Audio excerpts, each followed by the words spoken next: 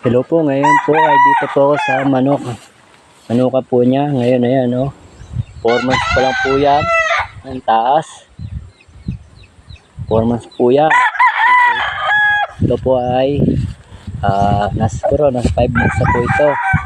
Ito ay 4 months pa lang po itong manok na to. Bata pa po yan. 4 months pa lang po yan. Taas. Yan. Yung manok. Mga 4 months po lang po yan. Yan.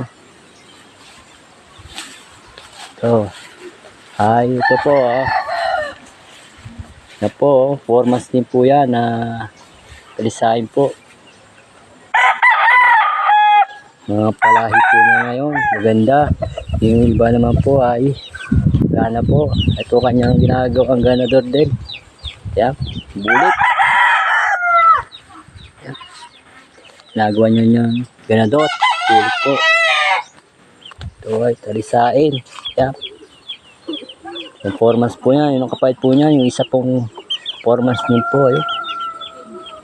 Yung kapait po niya. 4 months. Yan.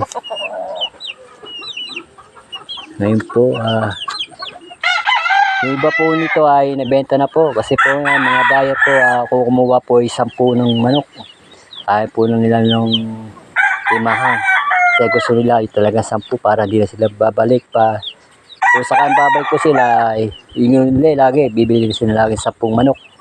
Para hindi pa isa-isa, para hindi sila mahirapan. Yan po mga, kung gusto nyo bumili ng manok, andito lang po. Yan. Pinakita ko po sa inyo. Ilan na lang po yan.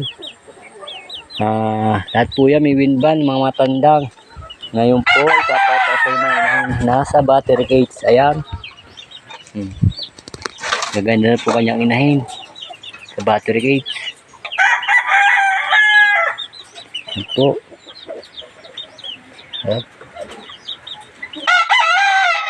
Ginagawa niya, incubator na lang po niya. Hindi niya na pinalilimling. Yan. Pero po dito talisay, tatlo na po panalo. Ayan po. Panalo na po niyan. Dito napili na po siya.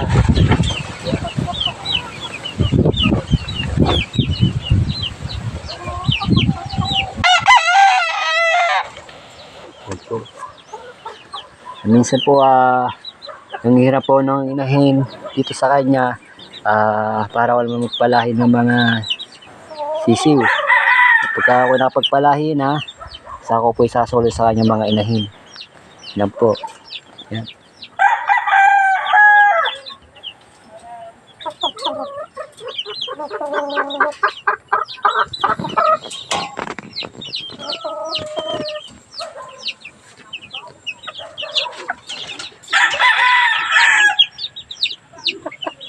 Mga palahin niya po ngayon. Maganda mga materyales.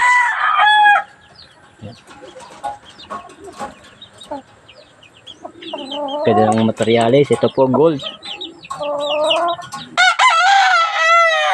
Ganda.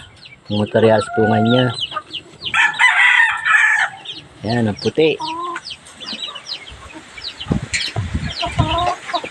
Yan. Ganda ng materyales. Iba nangitog na po yung mga yan. Yan.